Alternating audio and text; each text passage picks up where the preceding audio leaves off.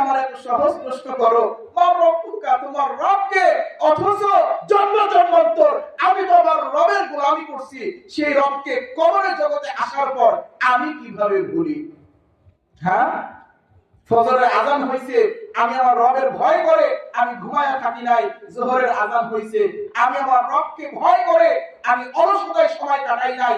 মাগরিব, এশা, প্রতিটা সময় আমি আমার রবকে স্মরণ করছি। সেই রবকে কবরের জগতে আসার পরে আমি ভুলি কিভাবে?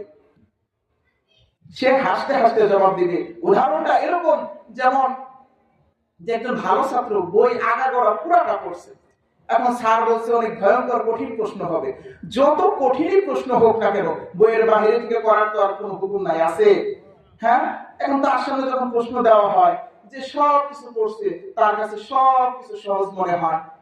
আর যে ব্যক্তি কিচ্ছু পড়ে নাই, তারকে সহজ প্রশ্ন করা হলেও তার মনে হয়, ইস, এত কঠিন প্রশ্ন স্যার করছে। এবার তো জীবনে পড়িয়েই দেয়। হ্যাঁ, এরপরে মনে আছে তো কবরের পরীক্ষার কথা। 1 নম্বর প্রশ্ন, মার রব্বুকা, তোমার রবকে? মুমিন জবাব দিবে, রব্বি আল্লাহ, আমার রব হলো আল্লাহ। 2 নম্বর প্রশ্ন, মান দীনুকা, তোমার দিন কি, তোমার ধর্ম কি?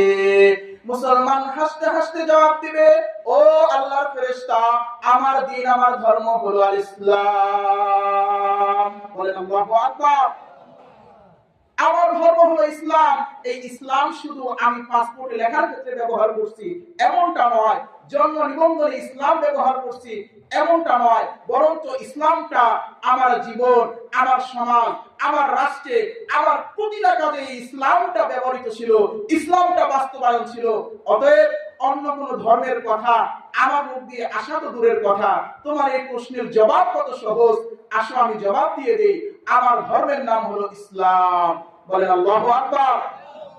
3 নম্বর প্রশ্ন,